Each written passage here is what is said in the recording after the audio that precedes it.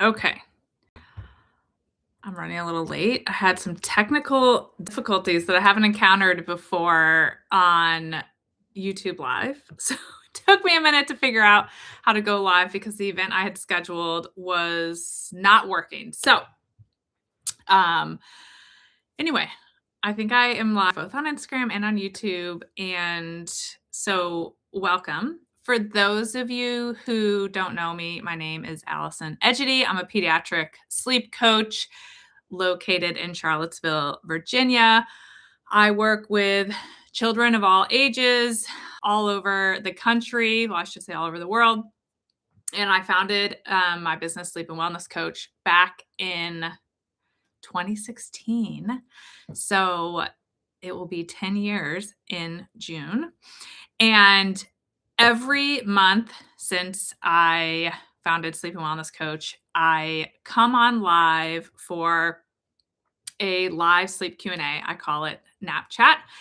And I answer any questions that were pre-submitted on a post that went up the day before on Instagram.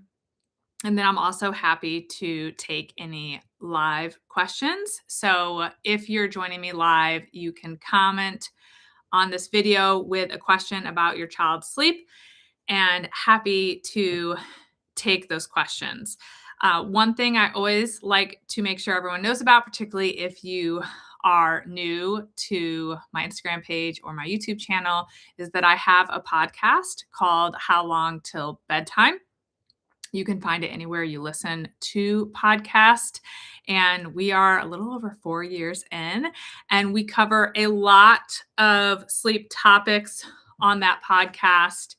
And the goal of the podcast really is to help parents find solutions. So we cover sleep topics, but also just a wide variety of other topics. I just had a meeting today with a pediatrician who I love getting together with, and she's been on the podcast multiple times covering a variety of topics. So you can find a lot of topics covered on the podcast. So if you are coming back to watch this replay and you did not get a chance to ask me a question live here today, you may find an answer to your sleep question or other parenting pain points over on the How Long Till Bedtime podcast. Okay, so I wanted to start today with a general answer to a few questions that have come in this week around bedtimes. For the theme seems to be kind of that 3 and 4-year-old age group, and the general kind of bedtime resistance and bedtimes lasting longer and longer, and children not falling asleep until 9 or 10 p.m. consistently, no matter what time the parent starts bedtime. So that has been the theme of the questions this week, is around that age group and bedtime. And, I would venture to say I love working with all age groups, but the 3 and 4-year-olds are maybe my niche as far as that challenging group that always keeps me on my toes and is somewhat the most rewarding when we can make that shift to having that age group have good sleep habits that are not coming with a ton of resistance, because that is an opinionated age group who has a lot of big feelings about their independence and what they want to see done. So a couple pieces of advice that I would give that are kind of a common theme for struggles with bedtime routines and bedtimes with that age group. And one would be to start thinking about bedtime, the idea of bedtime starting around when you feed dinner. And so sometimes that after dinner, there's a lot of activity that's happening that's ultimately making it hard for kids to fall asleep. So that can include activity that's giving them adrenaline, which is not helpful for sleep. So think about running, jumping, tickling, chase, wrestling, all of those activities could be the equivalent of you or I running 2 miles and trying to go right to bed after. Those aren't the cues that the body needs to go to sleep. So when we think about dinner on, I like to say that you can say, "Hey, once we sit down to dinner, there's not gonna be any more running, jumping, tickling, all those things," specifically for the kids who are having a hard time falling asleep at night, and protecting that window for them to not get all wound up. And a lot of times people will say, "Well, that seems like unmanageable," or "I don't think that's my child's issue." And I think children's sensitivity to activity absolutely varies, just like it would vary for you or me. I have a very hard time, sleeping after I play my evening tennis matches, but not all the women on my tennis team have that same issue. So everyone is unique in that regard, but what I tell people is to treat that hour before lights out like we would treat an elimination diet if we were trying to figure out if we had a food sensitivity. So you wanna remove anything that could be making it hard for your child to sleep, and then once things are in a better place, you'll start to sprinkle those things back in, but like one at a time. So, things that I include in my elimination diet are the running, jumping, tickling, wrestling, anything that's keeping them really active. Screens. Sometimes I'll add in like high sugary foods or desserts, and eliminating all of those, and going outside is another one that can be um, make a struggle for kids around bedtime. And then when things are better, you'll sprinkle back in. What happens if we go for a walk after dinner? What happens if I let the kids run around and chase each other after dinner? What happens if I let my 3-year-old jump on the bed? And you don't want to do them all on the same night because you just kind of want to see what their triggers are. So, an example of kids being different. I used to joke when my kids were 3 that my one daughter could run a mile, watch a horror flick, and go right to bed. I was obviously not letting her watch a horror flick, but she just was not really sensitive to things that made her nervous or anxious, and she literally could run and go to bed. And we learned that once because she's trying to track her steps and she didn't hit her step goal, and I literally let her run up and down the street right before bed to hit her goal, and she went to bed just fine. My other daughter would struggle if she literally left our dinner table and just ran up the stairs to go take her bath. It would take her over an hour to fall asleep because of that. So she was really sensitive to it, and my other daughter was not. So we have to test these things out a little bit to figure out what's making it hard or easy for our kids to sleep. Um, the other thing to think about in that window, and the running, jumping, playing plays into it as well, is the transition points and trying to limit how many transitions there are. So, screens, for example, they're part of my elimination diet because that light is not good for sleep. But also, transitioning kids off screens can be a real pain point in a bedtime or pre bedtime moment. So, if you're saying after dinner, we're not going to have any more screens during our elimination period, you're also eliminating a what can be a painful transition time is transitioning kids off screens. So streamline how many transition moments there are in your child's bedtime routine. It's another reason I like bedtime routines to be really simple. So think take a bath or wash hands. So if you're not doing the bath, no problem. We'll do the hands.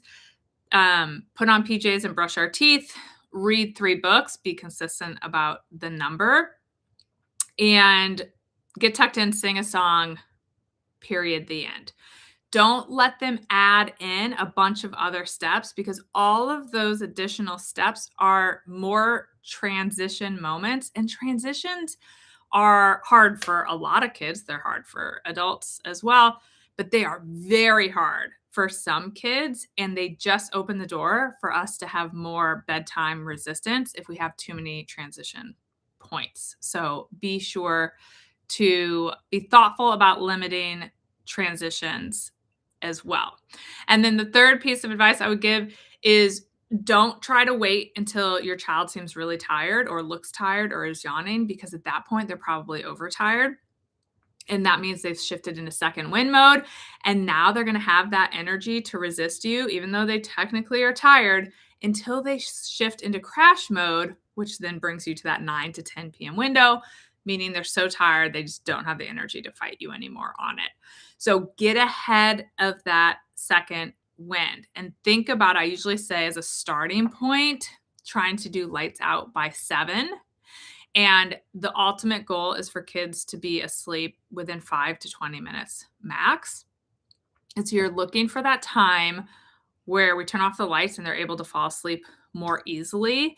And earlier is better, even though I know that is scary. If you have a child who is taking forever to fall asleep when you turn out the lights at 8 or 8:30, swing the pendulum all the way to the other end and see if you can get ahead of that second wind.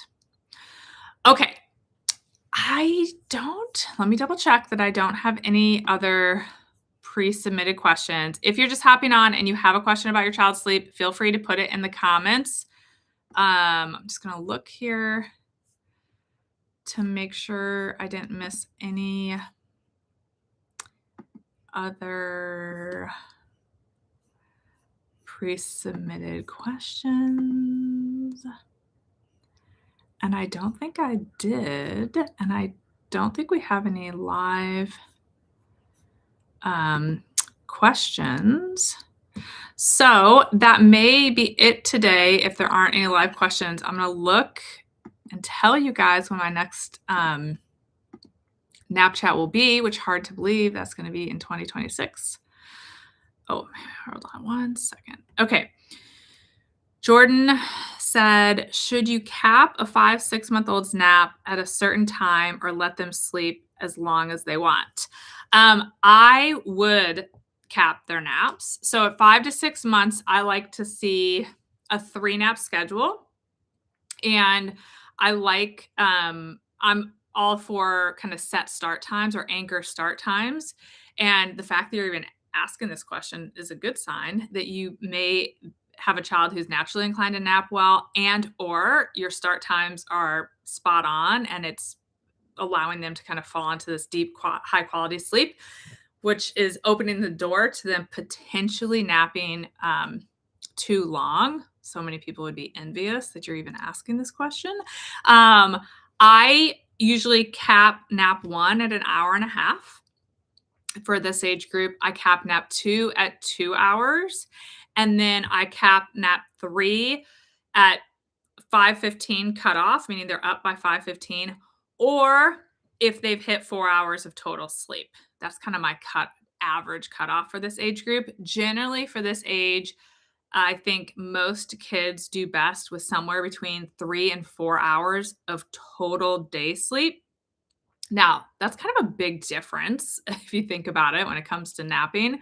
So a child who really thrives on 4 hours of sleep is going to be overtired on 3 hours of sleep. And then there are also some kids where 4 hours of sleep is actually too much, and we cap their sleep at an 3.5 hours, which in that example, I would do an hour and a half cap on nap 1, hour and a half cap on nap 2, and then cutting them off when they hit 3.5 hours on nap 3.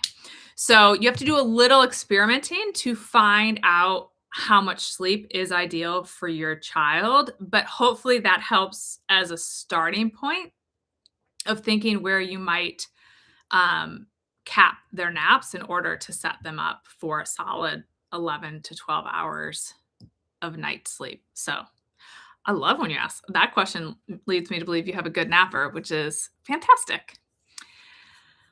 Okay. Let me pull up here, since that was our only live question, and let you guys know when our next Snapchat would be. You said, thank you. If they wake up at 5:15 p.m. from the last nap, what bedtime are you aiming for? So I love a bedtime window of 6 to 7. And on a good nap day, so they're kind of getting their optimal amount of sleep somewhere in that 3 to 4 hour range, testing out in that 6:30 to 7, when is that ideal bedtime where they can fall asleep easily and they can sleep their best at night. So a lot of times it's close to 7. And then if they have a totally crummy nap day, they're under 3 hours, I would go into the rescue window, which is a lot of times I would start if we were getting started in that 6 to 6:30 window as a rescue. So hopefully if they're waking at 5:15, it's because they've had a pretty solid nap day, and but not always, but hopefully that helps. So I like to this a lot of kids in this age group are going to do best with a bedtime no later than 7. But I can think of an 8-month-old I'm working with right now who really just does his best sleep when he's in bed by 6:45. So again, you want to do kind of a little bit of testing. I don't probably where you're going with that question is looking for a specific wake window. I'm not a big pusher of prescriptive wake windows. They are not evidence-based at all. Wake windows are not supported by science. If they work for someone, I think that's fine. But what I find is more helpful is to try to work to figure out how much day sleep is optimal for your child, how much total day sleep is optimal. And then when you're short on that total amount, you do kind of an early rescue bedtime. When you're hitting that amount, you do kind of their more typical bedtime that comes with their optimal amount of sleep.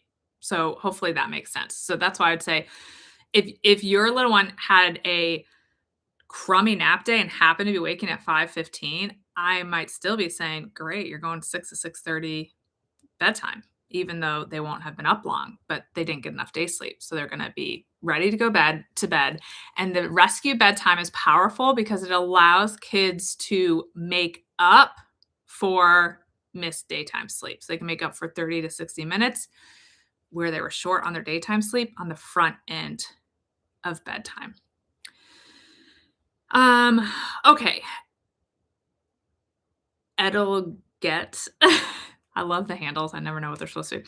At what age are you seeing toddlers cutting out their nap altogether? Okay, this is another really great question, and a question that I have a lot of passion behind. I lean on the side of liking the nap. I try to keep naps as long as a child will take them with some boundaries around them. I generally think, and I think the research supports this, that most children under the age of 3 in particular, but a lot of times 3.5, are going to benefit from a daily nap. And the research shows that preschoolers napping have improved emotional regulation, improved impulse control, and improved learning retention. To which I always say, what parent doesn't want that? That means obviously retaining more of what they learn. It means fewer tantrums. It means the more impulse control means like less impulsive actions like hitting or things where you're like, whoa, they just didn't think before they did something. So naps are really powerful for toddlers in that regard. So usually my goal when I start to work with a family, if the child is 3.5 or younger, is to try to maintain a daily nap. That doesn't mean we won't cap a nap because kids can absolutely get lopsided where they have totally crappy sleep at night and then they go to daycare and they crush this 2-hour nap to make up for some of it, but then we don't have the right pressure at night. Around we go. So I don't know how old your little one is, but then I would say from 3.5 to 5, there's a very wide range of whether kids need a nap anymore. I have certainly worked with kids and have one of my own that napped all the way till kindergarten and had great nighttime sleep as well, napped till kindergarten, and that's what they needed to thrive.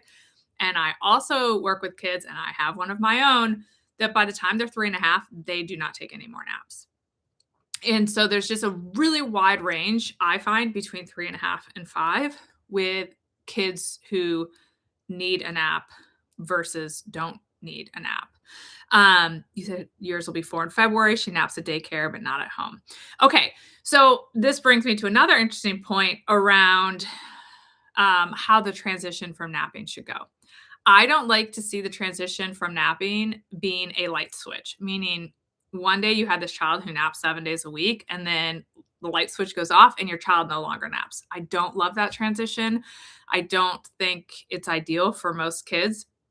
And so the way I like to see the nap transition go is that you have a child who naps 7 days a week. And then you move into this period where it's like they nap most days. Maybe it's 5 days a week at daycare, but not all days. Maybe they don't nap at home.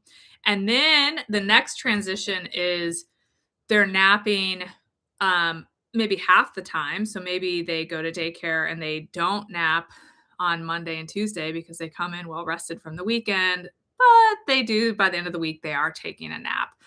And then it might start to feel like, oh my gosh, they're only napping like once a week. And then they're not really napping. So we want it to be a gradual transition. And so I don't dislike that that might be where you are. And the only thing that can sometimes happen is that they prematurely drop the nap at home because they resist it. They collect some data that resisting the nap is successful, and they have FOMO. They'd rather hang out and play with you than nap. And so my question to you would be, when she doesn't nap at home, is she totally cool until bedtime? Like, are the wheels staying on?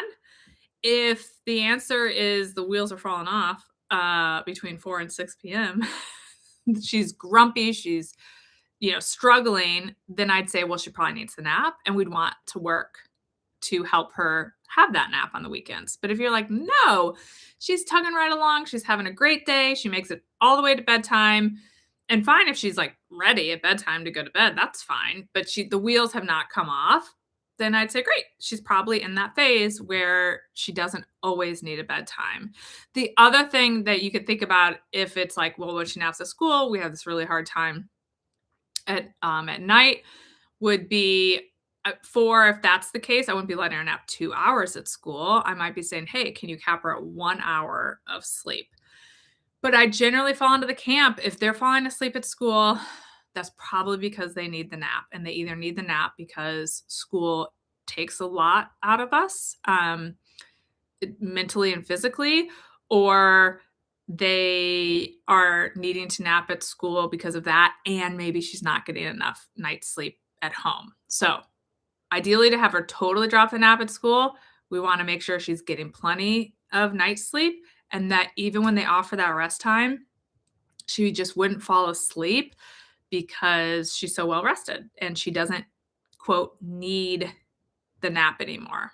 So hopefully that helps. It sounds like you're in the midst of the transition, and that it's going well in the sense that she just hasn't suddenly dropped them all together. And so I would continue to let her nap. Sometimes we have to tweak how long they nap and maybe bring back rest time if she seems overtired on the weekends, and at least give her the opportunity to nap with that clear structure. But she may nap some days, if not all days, all the way up to close to when she goes to kindergarten. And I think that's totally okay.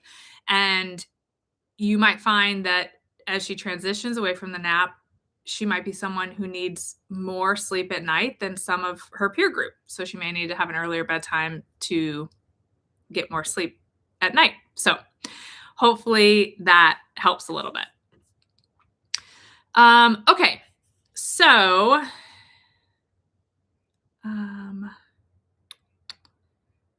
okay. Mama Rickerton. Oh, hey there. You said I joined at the right time, hitting this with Archer too. Yeah. I mean, the nap transition is just a really interesting window, and it is where I do start to see quite a bit of variance child to child. So it's really about trying to get curious and figure out the sleep needs for every child. I know. Hi, Lindsay. Good to have you here. Yeah. So get curious about the nap. Don't be scared of the nap. May need some tweaking. But generally naps are good for young kids. for our 3 key areas of impulse control, emotional regulation, and learning retention. And I miss having the nap time with my kids. It was a good break for me during the day as well. I was sad when the rest time fully went away. Okay. The next Snapchat is going to be in 2026 on Friday, January 16th. It'll be at 12 o'clock Eastern, both on YouTube and on Instagram. So mark your calendar if you want to make sure you have a chance to see it, because sometimes the algorithm does not feed my posts in advance. I do put a post up on Instagram the day before, so it'll go up on Thursday, inviting you to submit a question in advance. Or you can always join me live. If you miss it live, but you submitted a question in advance, then you can come back and watch the video with the answer, so you don't have to be on live. So mark your calendar for January 16th. And again, check out How Long Till Bedtime, the podcast. If you missed this live and you're looking for a specific topic, you may find the topic and the answer there. And you can always learn more about how to work with me, how to work with the sleep coaches on my team, or about any of our online offerings by visiting sleepandwellnesscoach.com. All right. Thanks for joining me, guys. And I will see you back here live next month. And happy holidays and Happy New Year early.